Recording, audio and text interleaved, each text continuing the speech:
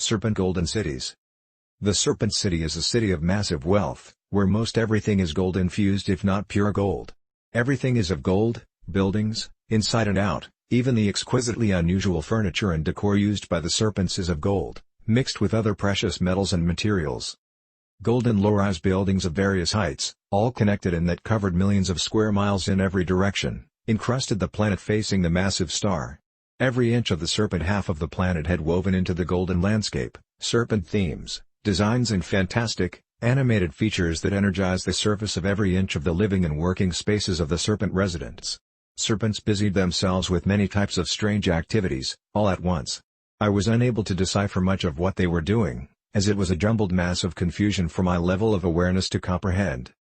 My awareness is extremely high and off the charts, compared with the level of the typical human awareness. Yet I could not keep up with the Serpents' sophisticated manner of mind play and manipulation of how they did things while performing projects. Multitasking at light speed on a slow day is but one facet of thousands of facets Serpents own and put on display.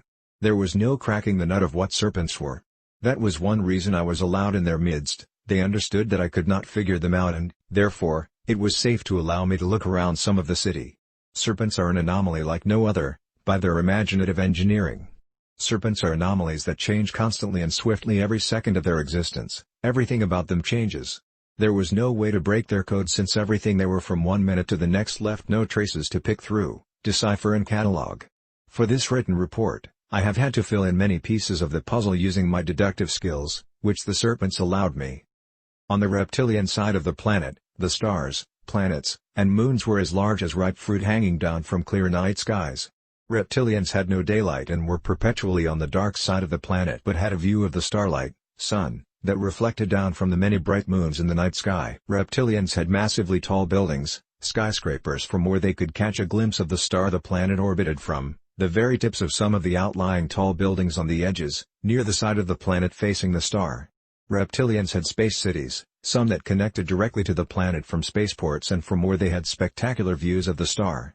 The reptilian city glowed multicolored and created no glare to obstruct the nighttime view of the splendid night sky. The planet had no surface water and no weather and therefore no cloudy nights. Solar heat from the serpent side of the planet was collected by the golden buildings and conducted through the planet and provided heat and energy to the reptilians residing on the dark side of the planet.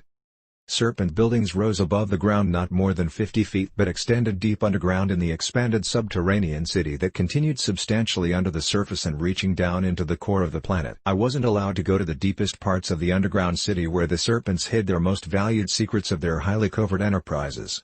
The whole Serpent structure exceeded billions of square feet of solid gold and other, equally if not more exotic, materials. The amount of gold used to construct the massive city that covered half of the planet was astronomical, considering that more than half the planet's interior was part of the Serpent City. Serpents had the means and know-how of making and weaving gold, and anything else they needed or wanted to create.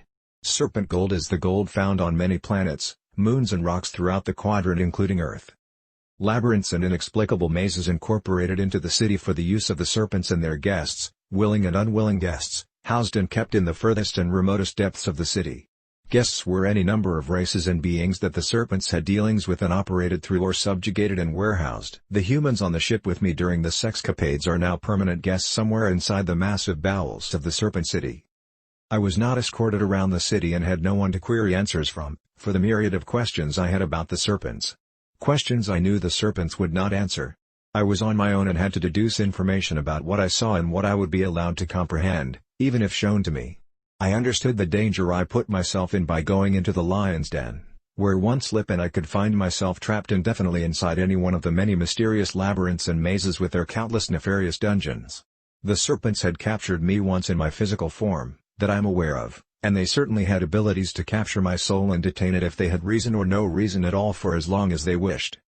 Lesser types and breeds of Serpents existed who also harbored highly mysterious elements of their being, but nothing like this class of Serpents I was now absorbed in and looking for the innermost secrets and hints of what made them tick. This class of Serpent was the apex of the Serpent societies and untouchable by other powers in the upper ends of the spirit realms. I was, for a time, entrenched inside one of many hidden valleys of the abyss under the Serpent City that held information about one of the powerful pillars behind the curtain of movers and shakers of cosmic empires.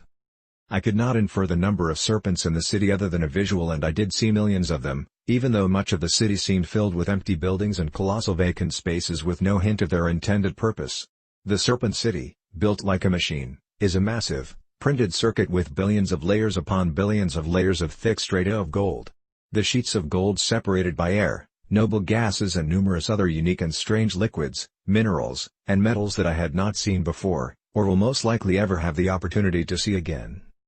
Some parts of the city were used as holding pens for different types of beings and creatures corralled inside rooms, between layers of floors throughout the underground. Rooms inside of the buildings, inside of labyrinths, inside of mazes, inside of jumbles and tangles of webs, had many diverse physical dimensions, shapes, and sizes designed to accommodate, and fit peculiar occupants placed in the holding pens. I didn't see any vile things going on while there, and the creatures and other beings I caught glimpses of didn't appear distressed. But I also only saw a fraction of the serpent machinery and its myriad of occupants inside compartments of the apparatus.